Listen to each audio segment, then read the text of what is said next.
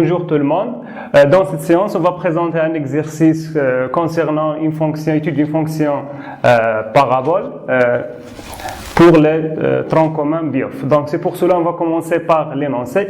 Donc soit la fonction numérique définie par f de x égale à x au carré plus 2x. C de f, c'est la courbe représentative de cette fonction dans un repère OIG. La première question, c'est de déterminer la nature de C de f et ses éléments caractéristiques. La deuxième question, déterminer les variations de la fonction f sur R. La troisième question, c'est déterminer les points d'intersection de la courbe avec les axes de repère. La quatrième question, c'est de construire la courbe CF. La dernière question, c'est de résoudre graphiquement l'inéquation f de x supérieur ou égal à 0.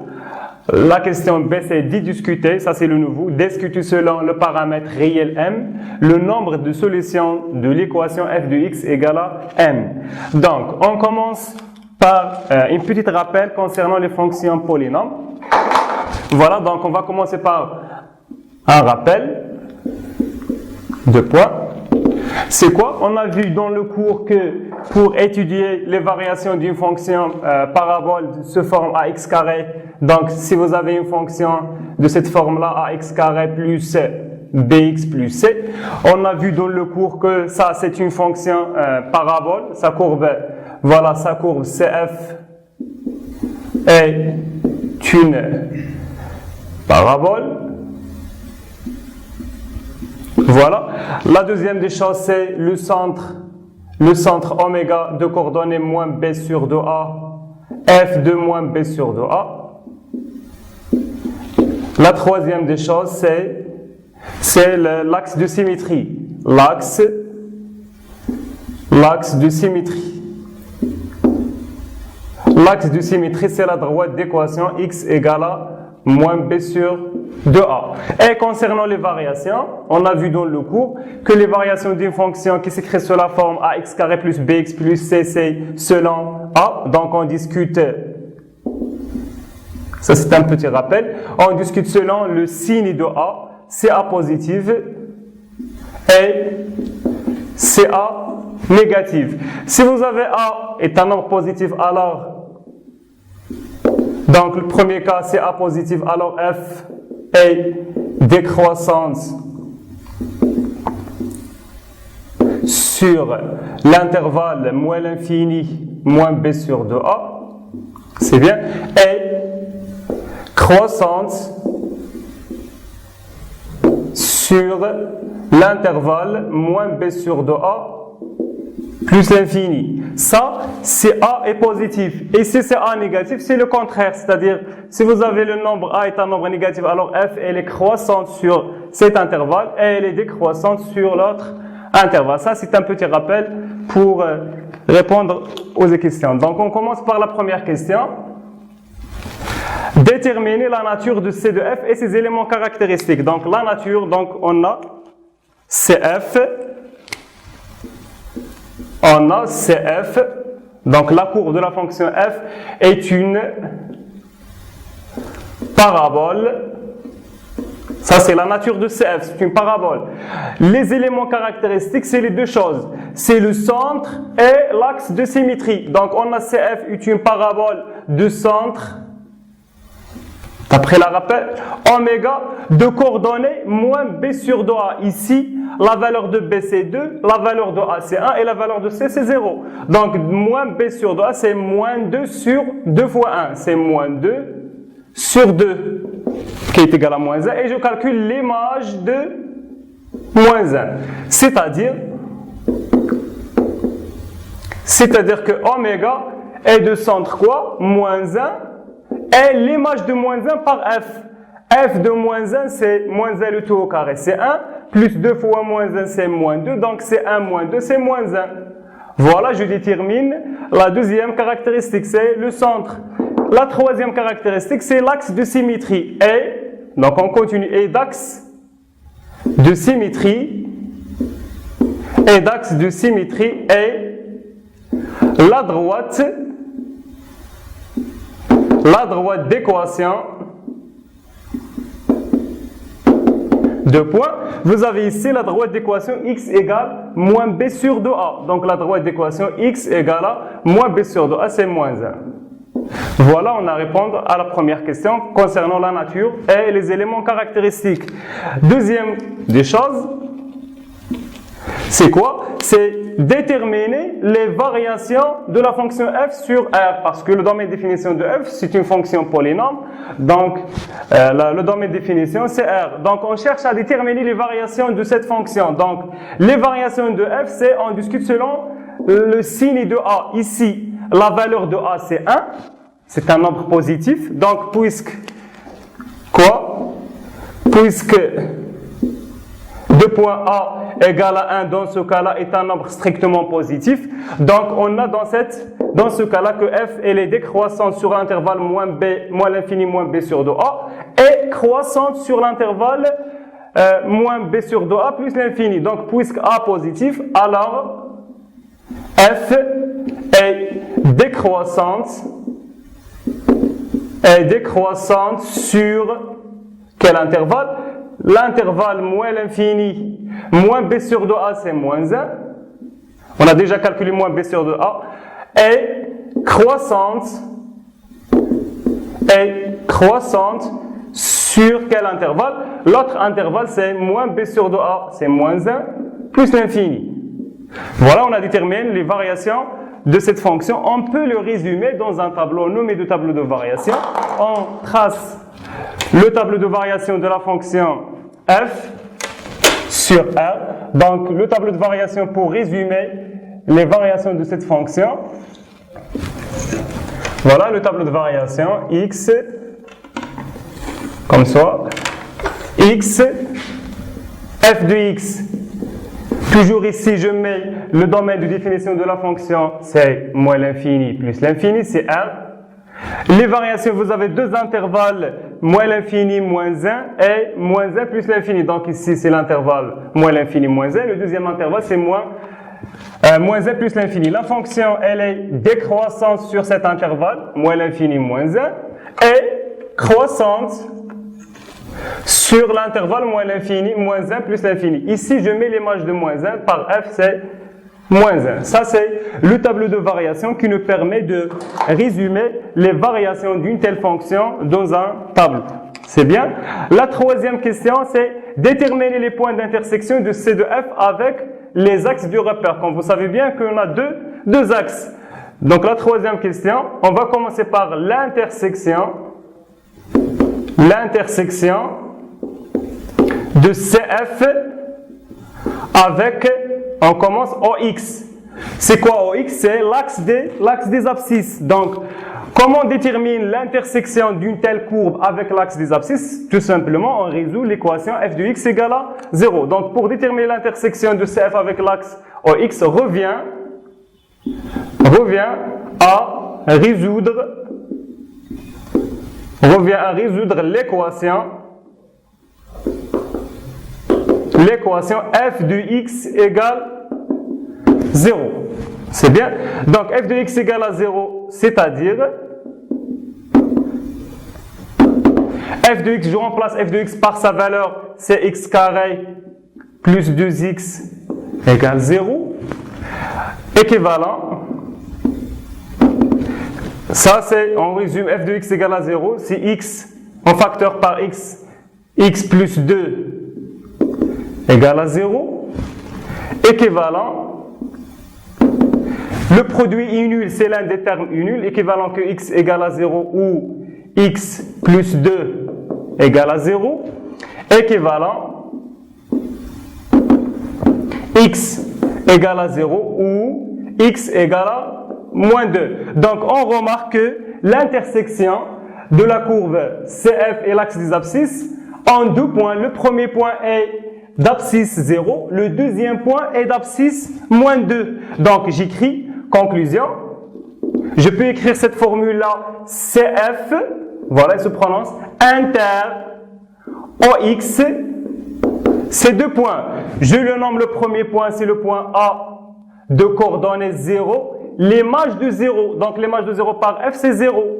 Donc, je peux le nommer O, c'est l'origine de repère. C'est un cas particulier.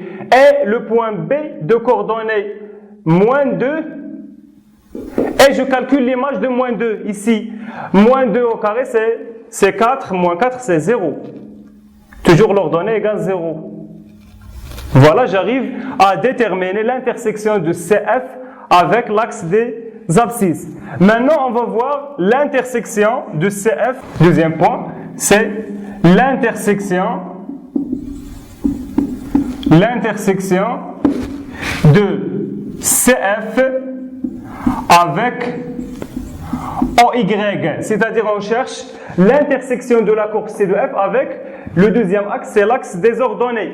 On a vu au cours que l'intersection de C de F directement, c'est le point B. Donc, on a CF inter OY, c'est-à-dire l'intersection de la courbe et l'axe des ordonnées. C'est un point que je le nomme A, de coordonnées 0, F de 0. Donc, 0, F de 0. F de 0, c'est 0. Donc, encore, c'est un cas particulier. Je peux le nommer le point A, c'est l'origine O. C'est le point O, le centre ou bien l'origine du repère, c'est le point d'intersection de la courbe CF et l'axe des ordonnées. C'est bien. On passe à la quatrième question concernant la construction de la courbe CF. Donc, pour cela, on construit tout d'abord un repère OIG. Voilà, j'efface ici pour qu'on puisse construire la courbe de la fonction f dans un repère OIG. Donc on commence par traçage du repère OIG dans un repère orthonormé, c'est-à-dire un repère orthonormé OIG. Voilà, le premier axe. Voilà le deuxième axe. Voilà, je cherche la numérotation convenable. Voilà, OIG, un repère orthonormé pour qu'on puisse tracer la représentation graphique de la fonction numérique f, une fonction parabole, comme vous savez bien, c'est bien. Donc OIG, la gradation du repère OIG, ici c'est moins 1, moins 2, moins 3, etc. 2, moins 1, moins 2, moins 3, etc. Ça, c'est un repère. Donc, on commence tout d'abord par le centre. On a vu dans la première question, la nature de C de F, c'est une parabole de centre oméga de coordonnées moins 1, moins 1. Donc, je trace le point oméga. Le point oméga est de coordonnées moins 1, moins 1. Voilà. Je trace le repère oméga, le point oméga, c'est bien, ça c'est le centre de parabole. La deuxième des choses, c'est le point d'intersection, les points d'intersection de CF avec les axes de repère. On constate que la courbe CF inter OX, c'est l'origine O, ça c'est le point O, ça c'est le premier point. Le deuxième point, c'est le point B de coordonnées moins 2, 0, ça c'est le point B, je le nomme B. L'intersection de C de F avec l'axe des ordonnées, c'est le même point, c'est OY. OY, c'est l'axe des ordonnées. Et il nous reste à tracer l'axe de symétrie, c'est-à-dire la fonction F, elle est symétrique par rapport à un axe. Donc ça, c'est la droite. Je trace la droite d'équation x égale à moins 1. C'est une droite qui passe par 1 et parallèle aux axes des ordonnées. Ça, c'est la droite d'équation x égale à moins 1. Ça, c'est la droite d'équation x égale à moins 1. Maintenant, les variations.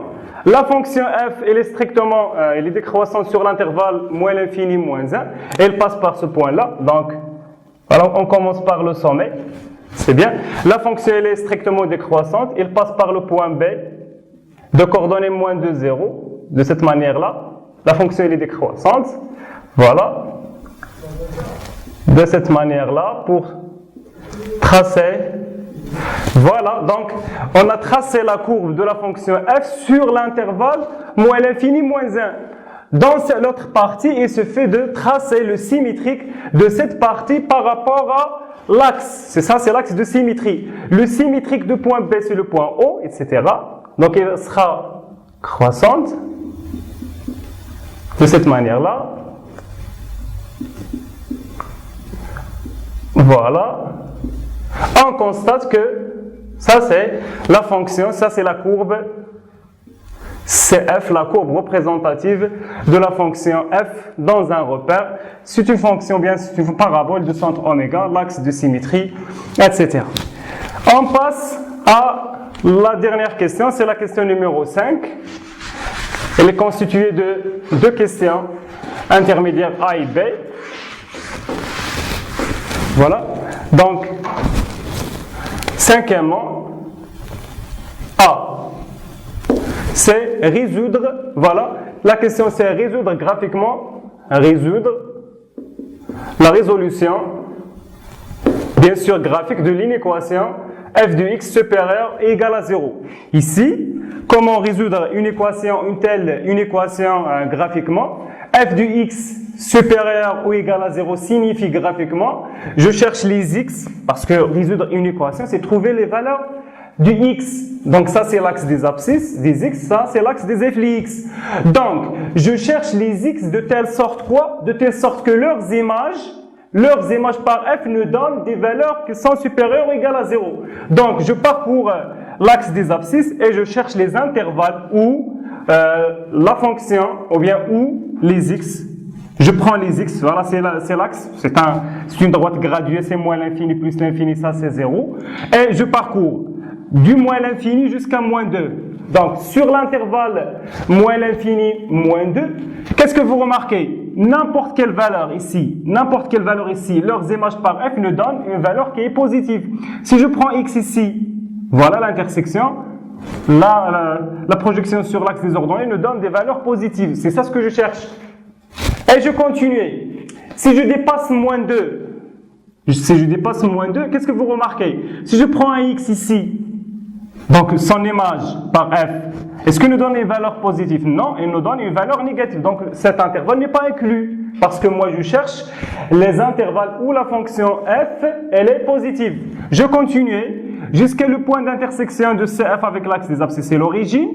Donc cette partie-là n'est pas inclue. Pourquoi? Parce que n'importe quelle valeur, ou n'importe quelle variable x dans cet intervalle me donne des valeurs négatives. Moi, je cherche les valeurs qui sont positives. Si je dépasse encore 0, qu'est-ce que vous remarquez? Si je prends un x ici, son image par f me donne des valeurs positives. Oui, donc, c'est ça ce que je cherche. Autrement dit, on peut conclure que les solutions de l'inéquation f de x supérieur ou égal à 0, c'est les parties de la courbe f qui est située au-dessus d'axe des abscisses. Je répète que les solutions de l'inéquation f de x supérieur ou égal à 0, c'est les parties de la courbe qui sont situées au-dessus d'axe des abscisses. Donc, très facilement maintenant, f de résolution f de x supérieur ou égal à 0, équivalent à quoi? X appartient à quel intervalle? On a dit que l'intervalle moins l'infini moins 2, union 0 plus l'infini. Donc, l'ensemble de solutions, S, c'est moins l'infini moins 2, union 0 plus l'infini. Ça, c'est les solutions graphiques de l'inéquation f de x supérieur ou égal à 0. La dernière question, c'est quoi? La dernière question, c'est discuter selon le paramètre réel m le nombre de solutions de l'équation f de x égale à m. Discuter selon le paramètre m le nombre de solutions de l'équation f de x égale à m. Donc, on discute quoi? Avant, f de x égale à m, qu'est-ce que signifie? Je cherche les points d'intersection de quoi? Le point d'intersection de la courbe et la droite d'équation y égale à m. Voilà. On a f de x. Voilà, f de x égale à m signifie, donc si je cherche le nombre de solutions, signifie que l'intersection, voilà, l'intersection de CF, la courbe de la fonction f, et la droite d'équation, voilà, la droite d'équation y égale à m. C'est bien, ça c'est un paramètre inconnu, donc je discute selon ces valeurs-là, combien de solutions admet cette équation. C'est bien, donc la droite d'équation y égale à m, ce sont des droites, parce que ça y égale à m, c'est une infinité de droites. Donc je trace, bien je cherche le nombre de solutions de l'équation f de x égale à m avec y égale à m, c'est-à-dire je trace, si je trace par exemple la droite qui passe par moins 2 et parallèle à l'axe des abscisses, est-ce qu'il y a l'intersection entre la courbe et la droite? La réponse est non. Encore, donc, toutes les droites, je répète, toutes les droites qui sont inférieures strictement à moins 1, on remarque qu'il n'y a pas d'intersection entre la courbe et ces droites-là, n'importe quelle droite. Si je commence strictement inférieur à moins 1, c'est-à-dire si je prends n inférieur strictement à moins 1, ici, moins 2, moins 3, moins 2,5, etc. jusqu'à l'infini. Donc, à partir de moins l'infini jusqu'à moins 1 strictement, on remarque qu'il n'y a pas d'intersection entre la courbe et l'axe. Donc, si on va discuter, c'est ça la discussion, si m appartient à l'intervalle moins l'infini, moins 1 strictement, c'est-à-dire les droites qui sont parallèles à l'axe des abscisses et qui sont inférieures à moins 1, on remarque si, alors quoi? Qu'est-ce qu'on remarque? Qu'il n'y a pas d'intersection entre la courbe et l'axe. Alors, l'équation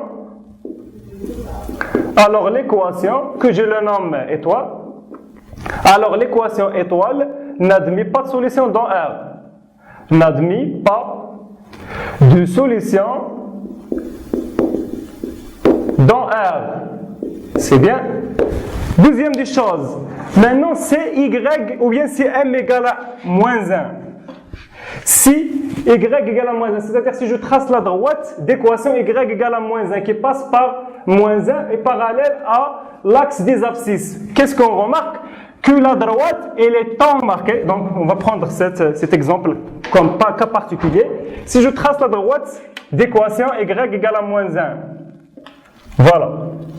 Maintenant, dans ce cas-là, vous avez m égale à moins 1. Qu'est-ce que vous remarquez? Que la courbe, elle est tangente à cette droite-là. Donc, si m égale à moins 1, alors quoi? Alors, l'équation étoile admet une seule solution dans R. Une seule solution dans R. Ça, c'est la solution.